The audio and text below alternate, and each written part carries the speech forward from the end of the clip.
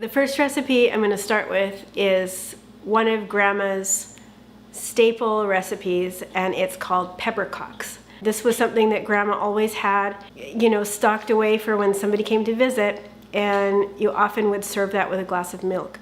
We're going to try our hand at making Peppercocks.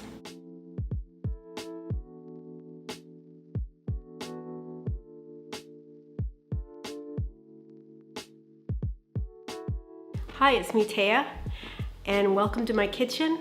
I'm starting this channel because about 5 years ago, at the beginning of the pandemic, I had a great idea to compile a family cookbook. And long story short, life happens and still in progress. I decided that I'm gonna make each of these recipes that I've been given by aunties and uncles and cousins, some of them right from Grandma's cookbook or Grandma's collection of recipes. And I'm gonna be bringing them to you one at a time, compiling them, and hopefully we can share some memories and have some fun. When I was a kid, going to Grandma's house was a pretty big deal, and we spent a lot of time over there. Thanksgiving or Christmas, we had a big family gathering. We also had lots of family reunions. The favorite recipes were always part of that. And so for the younger generations of our family who didn't get to spend time with Grandma B the way we all did in the 80s and 90s and earlier than that even, I hope that these recipes will give you a taste of Grandma and the family and what it was like to always be gathering together. And now in your own families, you probably do lots of gatherings. And I would just like to invite you also to continue to send in your recipes to me. You can send them to me through the email that is in the description of this video. And we'll just continue to compile these things together and have some fun. So I hope you'll subscribe and click the notification bell. And each time we upload a new video, you'll get notification right away. So let's jump in and start with a recipe. Our first ingredient is 1 cup of shortening. Now Grandma's traditional recipe calls for a cup of Crisco, but in this instance I'm using butter. Then we're going to add 1 cup of white sugar,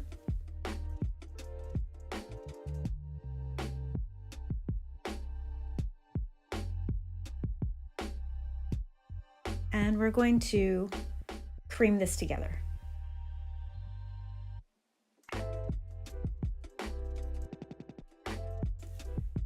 You always want to make sure that your shortening is soft.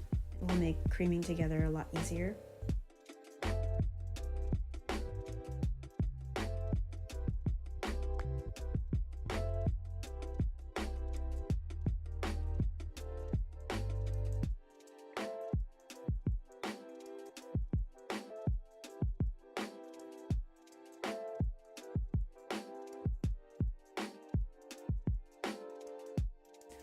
And now we're going to add 3 cups of corn syrup, or whatever syrup you have on hand. I'm using maple syrup in this instance, but so you fill up your measuring cup with 3/4 a cup of corn syrup, and then add molasses to make up the difference, to make 1 cup. And then you're going to add that in, and we're going to blend it together again.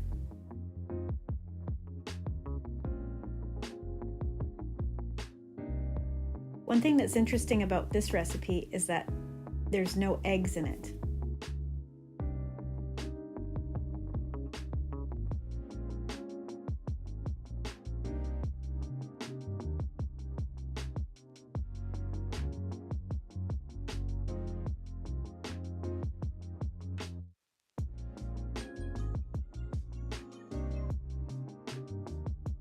Now we're going to add 1 teaspoon of baking soda and 2 teaspoons of ground cloves, and then 3 tablespoons of ground ginger. What's interesting about this recipe is that there's no pepper in it actually, but it is the spices, the blend of spices that when you eat the cookie, the aftertaste that you have in your mouth that kind of feels peppery. which makes it really good to eat with milk or a tea or a coffee. Now the next ingredient is 3/4 cup of milk. We're going to add that and blend it in.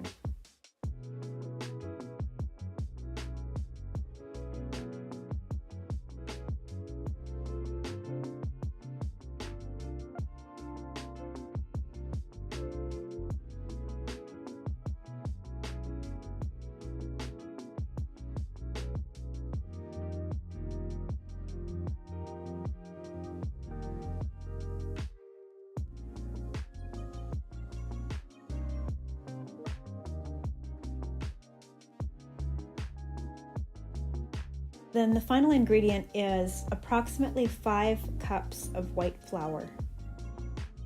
Now you want to have a nice dough that's kind of stiff, and once we've blended this all together, we're going to put it in a bowl, and we're going to chill it in the fridge overnight. It will make it easier to roll. And this recipe takes a little bit of planning and patience, and it's also a substantial amount of dough. So you'll be rolling out cookies for a while. It's fun to do with kids, and you can use cookie cutters. You can make any shape you want. Grandma typically made hers in circles using a glass, or you can use any kind of shape to design your cookies.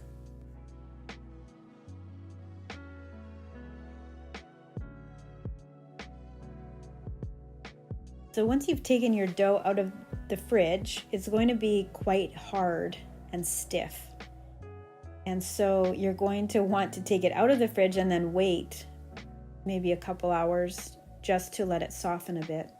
I think the reason for the refrigeration part is because this recipe has no eggs in it, and eggs are typically a binding ingredient. The refrigeration helps to keep the dough together, and then also makes it easier to roll, so it's not crumbling apart when you're rolling it.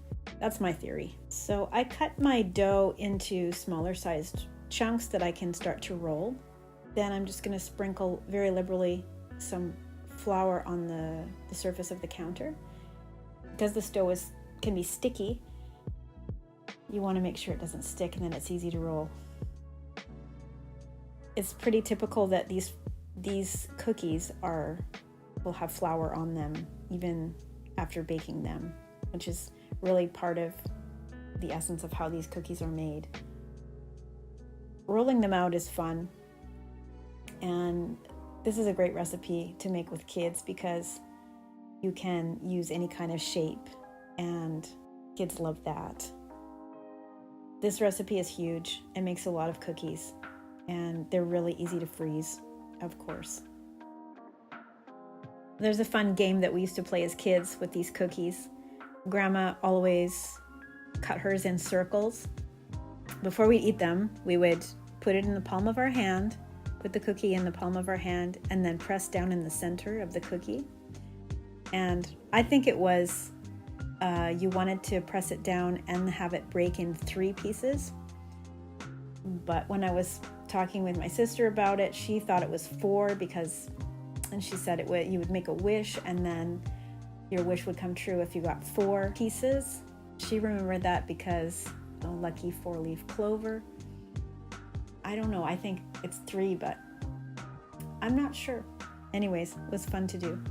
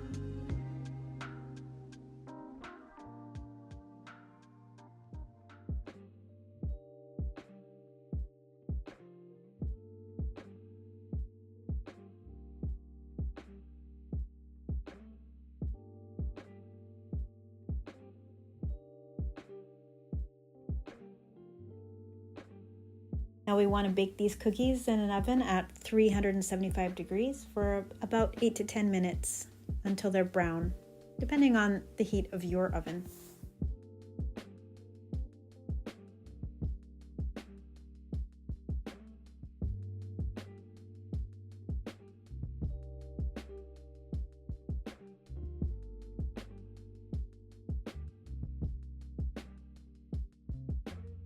So after a while of rolling these out and cutting out circles, I decided to do something more easy and quick, which was just to use a knife and to cut them into diamonds.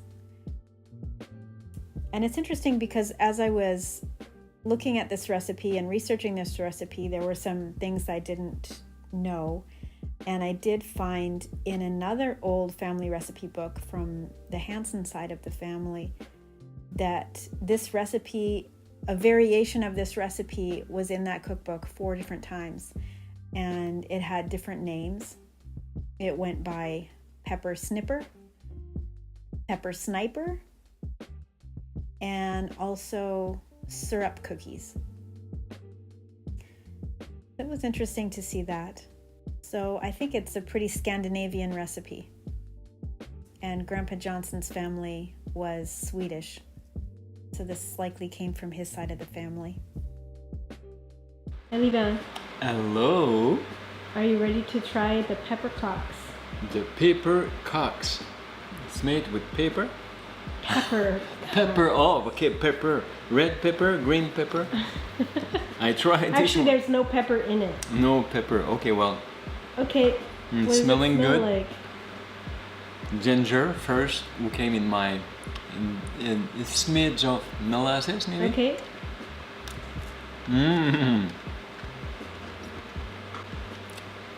Very light, easy.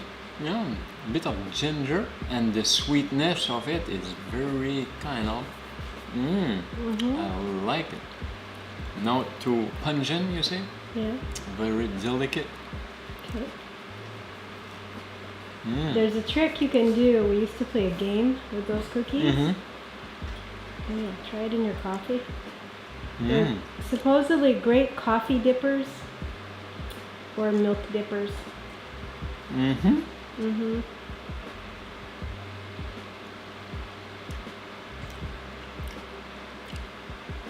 Yeah, that don't absorb too much. Yeah, that stay crispy, even in the milk.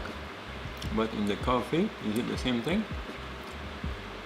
Because I remember sometime you do that with some biscuit and it just bleh. But this one here is still firm. Oh boy. Nice. So there's a game that you can play with those cookies. You take the circle cookie. The circles are the kind Grandma used to make them in a circle like that. Okay, okay. Yeah, but I also made them. It was easier to roll out.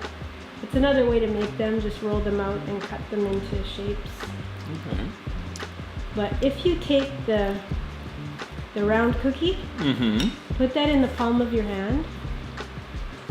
Yeah, and then you press into the center of the cookie with your thumb. And you want to try to get 3 pieces. Just press down. We have 4. That's normal. Okay. But every time you try, you want to try to get 3. It's very rare. Yeah. Well, the next time I will try to remember that. Okay.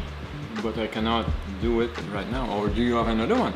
Yeah. Maybe I can change my technique. Put the cookie flat like that or upside down. Well, try that way. And just make a hole like this. Never crack. Never saw that before. Maybe I didn't make it right. Now it's a donut. But the other one is cracked in kind of 3. 1, 2, 3 big piece. But here I have a hole. Well, Coco. you're the first one to ever put a hole in the middle of the peppercock. But why again is called that pepper cup? Peppercock? I don't know why. That's a Cock. good question. Peppercock. What is a cock? See, it's tricky to make those. You have to make them very thin. Otherwise, they are soft. And I always remember them being a lot darker than that. But they are very good. What do you give it out of 10? Well, it will be good with a lot of stuff on it, but it's good just like that. It will be good with coulis Jam? or jam or fluffy whipped cream, whip, Whipped cream? with tapioca. Tapioca, tapioca,